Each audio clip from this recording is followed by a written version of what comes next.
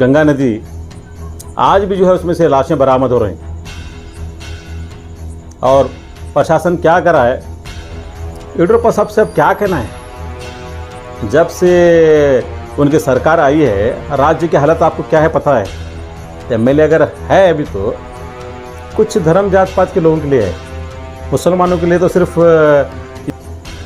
कि आप जो है बीजापुर की हद कहाँ से शुरू होकर कहाँ तक ख़त्म हो रही है, आप जो है वहाँ तक के एमएलए हैं, ना कि सिर्फ एक कम्युनिटी के एमएलए हैं। आपको जिसने वोट दिया उसके आप एमएलए, जिसने आपको वोट नहीं दिया वो उसके भी आप एमएलए, आप सबके एमएलए हैं।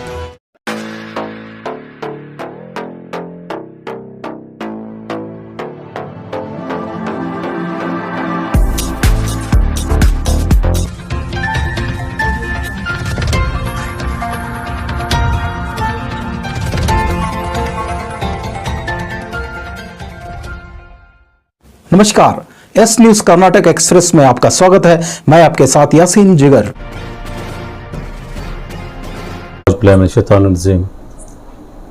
बिस्मिल्लाहिर्रहमानिर्रहीम। आज जो है देश की परिस्थिति दिन ब दिन खराब होती जा रही है। देश के साथ साथ जितने भी जो राज्य के जो मुख्यमंत्री हैं उनको भी चाहिए कि हमारे जितने भी जो है पड़ोसी राज्य हैं, वहाँ के मुख्यमंत्री हैं, जिस तरह से वो लोग इस महामारी के वक्त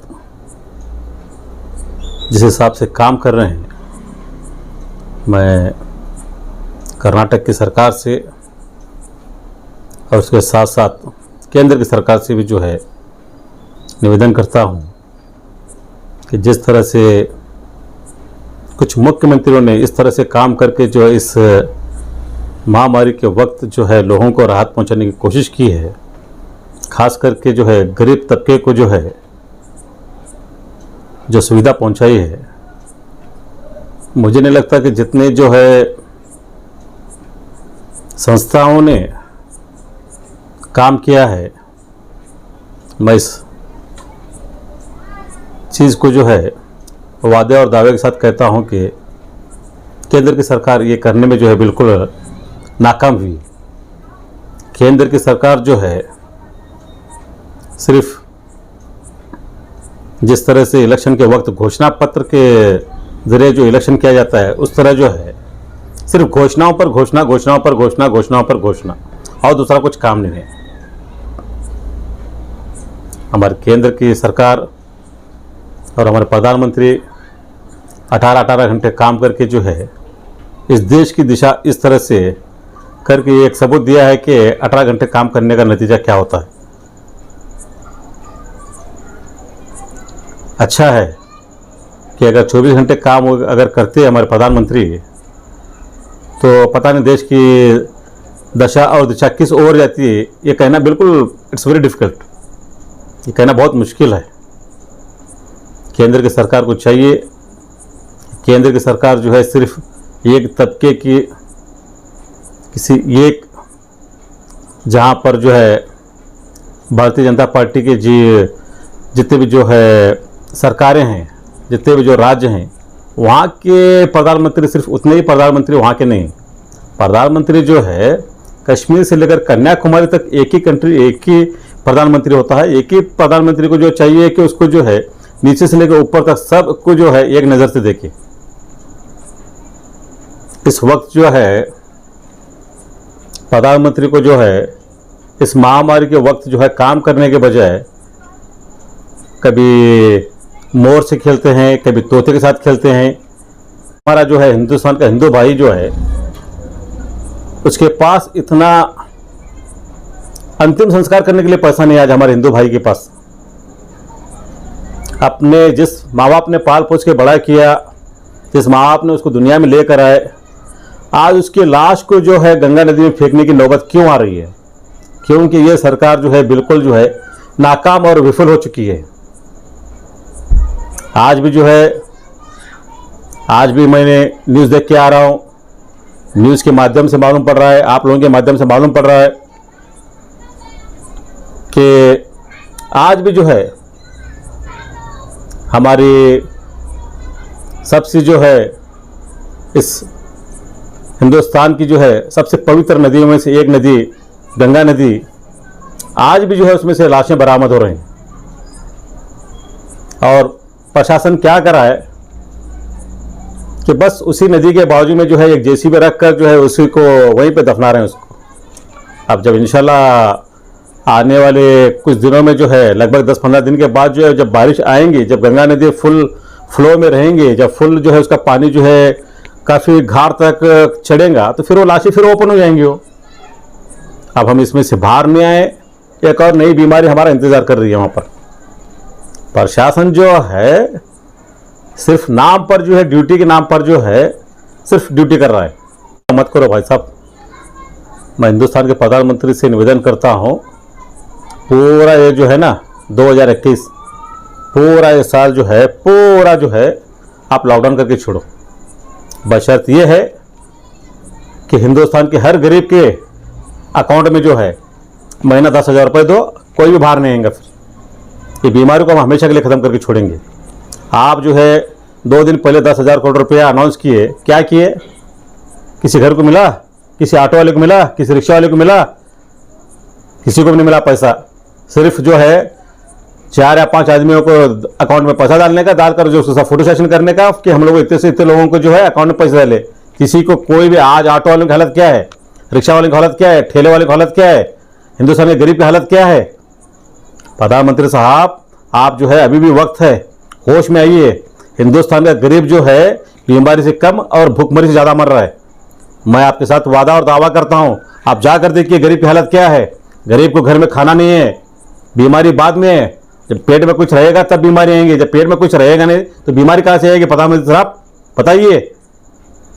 आपको इसका संज्ञान लेना पड़ेगा। आपको हर गरीब के अकाउंट में कम से कम 10,000 रुपये डालना पड़ेगा हर महीना। और 5 किलो चावल, 5 किलो चावल में क्या होता है? 5 किलो चावल में कुछ भी नहीं होता। आप चाहते हैं ना कि फिर मैं लॉकडाउन करना चाहता हूं, तो आप लॉकडाउन, बेशक आप लॉकडाउन कीजिए, बशर्त ये है कि 5 किलो की जगह जो है 25 किलो चावल कीजिए, फिर उसके बाद में दाल है, फिर बाद में जो उसके साथ तेल है, नमक है और क्या क्या लगता है हमको सब डालिए। फिर इंशाल्लाह देखेंगे फिर बाहर कौन घूमता है। हम इस बीमारी को हमेशा लेकर खत्म करके फिर बाद में हिंदुस्तान का जो है परचम जो है वो आज़ादी के साथ में हम घुमाएंगे। जितने गरीबों की मदद की है, जितने लोगों ने एक दूसरे को मदद करके अपना भाईचारे की जो मिसाल दी है, एक हिंदू एक मुसलमान आपस में एक दूसरे के साथ में जो है कोलाबोरेशन करके जो है काम कर रहा है, जितनी भी संस्थाएं जो काम कर रहे हैं उनसे तो कम से कम कुछ सीखिए। ये अब हिंदुस्तान को प्रधानमंत्री नहीं चला रहे, ये संस्थाएं चला रही हैं। जिस किसी के पास भी अल्लाह ताला दिया हुआ है वो लोग जो है एक दूसरे के साथ बांट के खा रहे हैं। अब मैंने देखा कल यूपी के अंदर एक आदमी ने जो है अपने बीवी बच्चों के जो है गहने बेचकर जो है ऑक्सीजन वगैरह लगा के 17 लोगों की जान बचाई। उसके ऊपर एफआईआर किए मोदी सरकार और योगी सरकार ने। अब इसके ऊपर आप क्या कहेंगे बोलो? जो अगर नेक काम अगर करना जाए, अगर करना चाहता है या कर रहा है तो उसके ऊपर एफआईआर, इसका मतलब अब नेक काम करना बंद करना है हमको। येडियुरप्पा साहब से अब क्या कहना है? जब से उनकी सरकार आई है, राज्य की हालत आपको क्या है पता है?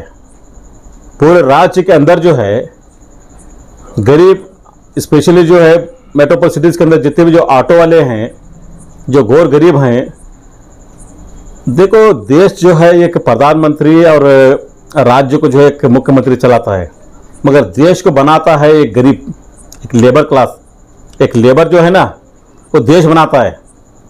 जिस तरह स्किल्ड और नॉन स्किल्ड लेबर जो हैं, जो देश बनाते हैं, आज उनकी हालत खस्ता है, आज उनकी संख्या गिर रही है, आज वो जो है दर दर की ठोकरें खा रहे हैं, भूखे मरने पर मजबूर हैं। ये केंद्र की सरकार और ये राज्य की सरकार जो है बिल्कुल जो है नाकाम हो चुकी है। सर उसके लिए सरकार क्या करना चाहिए? सरकार को संज्ञान लेना चाहिए। वो क्या संज्ञान है सर? देखो from the grass root level आप आओ, आप जमीन पे उतरो, जमीन पे उतर के काम करो। आप इसके लिए आपको जमीन पे उतरना पड़ेगा। कुछ कंट्रियां हैं, कुछ स्टेट हैं, जिस तरह से हमारे आजू बाजू के जितने भी जो राज्य हैं वहाँ पर ये बीमारी और महामारी जो है वहाँ का लेबर खुश क्यों है? क्योंकि वो लोग जो है फ्रॉम द ग्रासरूट लेवल काम कर रहे हैं, जमीन पे जमीन हकीकत क्या है उनको मालूम है। आप कब तक झूठ बोल बोलकर जो है इस सरकार को चलाएंगे और कब तक भगवान के नाम पर जो है इस देश को जो है बर्बाद करेंगे। मैं आपसे निवेदन करता हूं मोदी साहब, कम से कम अभी तो इस देश को बख्शो। बहुत हो चुका, बहुत मतलब बहुत हो चुका है। अभी 2018 से जो है बीजापुर और उससे पहले से जो है बीजापुर जो है 15-20 सालों से बीजापुर सिटी को एमपी नहीं है और 2018 से जो है एमएलए नहीं है। एमएलए अगर है अभी तो कुछ धर्म जात पात के लोगों के लिए है, मुसलमानों के लिए तो सिर्फ ये कौम जो है, हम जो है अल्लाह के भरोसे पर जी रहे थे, अल्लाह के भरोसे पर ही हैं। हमको अल्लाह पाल रहा है, अल्लाह हमको ता क़यामत तक ऐसे रखेगा। हम किसी सरकार के भरोसे पर नहीं हैं। और मैं जो कोई भी हमारे बीजापुर सिटी के जो एमएलए हैं उनसे निवेदन करता हूं कि आप जो है बीजापुर की हद कहां से शुरू होकर कहां तक ख़त्म हो रही है, आप जो है वहां तक के एमएलए हैं, ना कि सिर्फ एक कम्युनिटी के एमएलए हैं। आप जहां पर जो है हिंदू बीजापुर के अंदर जितने भी जो हर धर्म जात पात के हिंदू मुस्लिम सिख ईसाई जितने भी जो लोग बसते हैं, आप उन सब के एमएलए हैं। आपको जिसने वोट दिया उसके आप एमएलए, जिसने आपको वोट नहीं दिया वो उसके भी आप एमएलए, आप सबके एमएलए हैं। मैं आपसे निवेदन करता हूं और रिक्वेस्ट करता हूं कि अपने साथ साथ जो है कुछ कम्युनिटी के साथ साथ जो है और भी ऐसे बहुत से कम्युनिटी हैं बीजापुर के अंदर जो है आपके नज़र में नहीं हैं या आप जानबूझकर जो है अनजान बनने की कोशिश कर रहे हैं। मैं आपसे निवेदन करता हूं कि आप जाकर जो है उनका भी कोई संज्ञान लें। एमएलए साहब, अभी बीएस येडियुरप्पा को और उसके साथ साथ जो है बीजेपी के पूरे एमएलए को पता नहीं चला कि ये कौन से पक्ष में है। अब हमको कैसा पता चलेगा भाई कि ये कौन से पक्ष में है। अब हमको भी इसके बारे में कभी हमको वक्त ही नहीं मिला कि हम ये इनके बारे में जो है कभी सोचे, कभी बात करें, क्योंकि सरकार ने हमको टोटली बिजी रख करके छोड़ी है। हम उस चीज़ में बिजी हैं। इस वक्त जो है चाहिए कि नगर या सिटी के जो है एमएलए को चाहिए कि आप जो है पूरे बीजापुर सिटी के एमएलए हैं, प्रशासन आपके हाथ में है, हर किस्म की सुविधा आपके पास है। हाँ, फिर बाद में आप जो है डीसी साहब से जो है मीटिंग्स वगैरह करके जो है आप संज्ञान लीजिए। आप जो है सारे डिपार्टमेंट्स को जो है महानगर पालिका के कमिश्नर साहब हैं उनको लेकर, फिर बाद में डिस्ट्रिक्ट मजिस्ट्रेट हैं उनको लेकर, फिर बाद में एसपी साहब आपके हाथ में, सारे संस्थाएं सारी चीज़ें आपके पास हैं। आप कभी उनके साथ वार्तालाप, उनके साथ मीटिंग करके जो है कुछ करने की कोशिश कीजिए, जाकर इंस्पेक्शन कीजिए आज हालत क्या है। अब 2 दिन पहले मैं गया था, वहाँ पर जो है सिविल हॉस्पिटल में कुत्ते घूम रहे हैं अंदर, वहाँ पे हॉल के अंदर इंसान कम है, कुत्ते घूम रहे हैं यहाँ पे। तो जिस किसी के पास भी धन दौलत है वो सब जो है प्राइवेट हॉस्पिटलों में जो है ट्रीटमेंट करवा रहे हैं। अब वो उनका एक अलग विषय है। हमारा गरीब जो है हॉस्पिटल के करीब करीब पहुँचते पहुँचते अपना दम तोड़ रहा है, क्योंकि गरीब के पास पहुँचने के लिए ना वक्त है, ना पैसा है, और ना ही तो उसके पेट में कुछ खाना है। गरीब की हालत जो है बहुत ख़राब हो रही है। हिंदुस्तान का गरीब जो है दिन ब दिन गरीब होता जा रहा है और हिंदुस्तान का अमीर जो है दिन ब दिन अमीर होता जा रहा है। कि को काम करने के लिए तो वो आप जो है एमएलए बने हैं, आपको चाहिए कि पूरे बीजापुर सिटी का आप दौरा करें, पूरे प्रशासन को लेके। आप एसपी साहब को लो, डीसी साहब को लो, महानगर पालिका के कमिश्नर साहब को लो, सबको लेकर पूरे बीजापुर का सर्वे करो। सर्वे करके देखो हालत क्या चल रही है। और आपकी सरकार है, नीचे भी आपकी सरकार है, ऊपर भी आपकी सरकार है। आप उनसे निवेदन करो, आप उनसे रिक्वेस्ट करो, कुछ मांग के गौर गरीबों को कुछ बांटो। इस वक्त भाषण का नहीं, राशन की जरूरत है। आप वो सब छोड़ छाड़ कर जो है वो बेमतलब की चीजों में जो है आप अपना वक्त जाया कर रहे हैं। अस्सलाम वालेकुम। लॉकडाउन का दूसरा चरण भी ख़त्म होने को आया है। सुनने में आ रहा है कि कर्नाटक सरकार तीसरे लॉकडाउन की तरफ बढ़ रही है।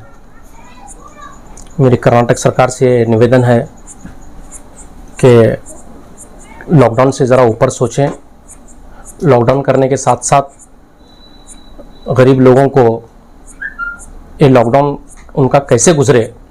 2 लॉकडाउन तो जैसे तैसे उन्होंने काट दिया है, तीसरे लॉकडाउन की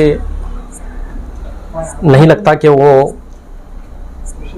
उनके पास कुछ ऐसा सुविधा है उनके पास कि वो लॉकडाउन को गुजारें। कर्नाटक सरकार से मेरी विशेष विनती है कि वो बीपीएल कार्ड के जितने भी कर्नाटक में उपभोक्ता हैं उनको स्टेट्स में, चाहे वो दिल्ली की सरकार हो चाहे वो केरला की एमके स्टालिन की सरकार हो, उन्होंने काफ़ी परिहार अपने लोगों को, अपने स्टेट की जनता को दिया है। कर्नाटक सरकार उनसे सीख लेते हुए मैं कर्नाटक सरकार से और मोदी जी, अब आप तो क्या आपसे बात करना, आपसे तो बात भी करना, आप तो गायब ही हैं। अमित शाह और मोदी जी का कुछ पता नहीं है, राजनाथ सिंह भी पता नहीं है उनका भी। हाँ, ये गायब भी हो चुके हैं। बंगाल हारने के बाद न जाने इनको क्या हुआ है कि इन्हों मुंह दिखाने के लायक तो रहे नहीं। और मेरी खास करके कर्नाटक सरकार से, येडियुरप्पा जी से मेरी विनती है कि उन्होंने खास करके प्राइवेट हॉस्पिटल्स पर संज्ञान लें, पूछें कि भाई इतना बिल क्यों ले रहे हैं, क्या खर्च कर रहे हैं, एक मरीज पर क्या खर्च आ रहा है, और प्राइवेट हॉस्पिटल करोड़ों रुपए कमा रहे हैं। जब भी ये बीमारी आती है उनको उनकी समझो दिवाली आ गई। और हमारी ये विनंती है कि इस खेल को ख़त्म करें, लोगों की जान के साथ सौदा मत करें, लोगों की सांसों के साथ सौदा मत करें। उनकी जान की कुछ ना कुछ कीमत रखते हुए उनकी जान बचाना सबसे पहला ज़रूरी है हमारा, कि उनकी जान कैसे बचाएं। ये सब जान के साथ खिलवाड़ हो रहा है। इतना कहते हुए अपनी बात खत्म करता हूँ। अस्सलाम वालेकुम। ಯಾವುದೇ ಹೊಸ ಸುದ್ದಿಯನ್ನ ನೋಡಲು ನಮ್ಮ ಎಸ್ ನ್ಯೂಸ್ ಕರ್ನಾಟಕ ಎಕ್ಸ್‌ಪ್ರೆಸ್ ನ ನೋಡ್ತಾ ಇರಿ, ಹಾಗೆ ನಮ್ಮ ಚಾನೆಲ್ ನ ಸಬ್ಸ್ಕ್ರೈಬ್ ಮಾಡಿ, ಬಾಜು ಇರುವ ಬೆಲ್ ಐಕಾನ್ ಅನ್ನ ಕ್ಲಿಕ್ ಮಾಡಿ, ಹಾಗೆ ನಮ್ಮ ಚಾನೆಲ್ ನ ಲೈಕ್ ಮಾಡಿ, ಶೇರ್ ಮಾಡಿ. ನಮ್ಮ ನಡೆ ಸತ್ಯದ ಕಡೆ.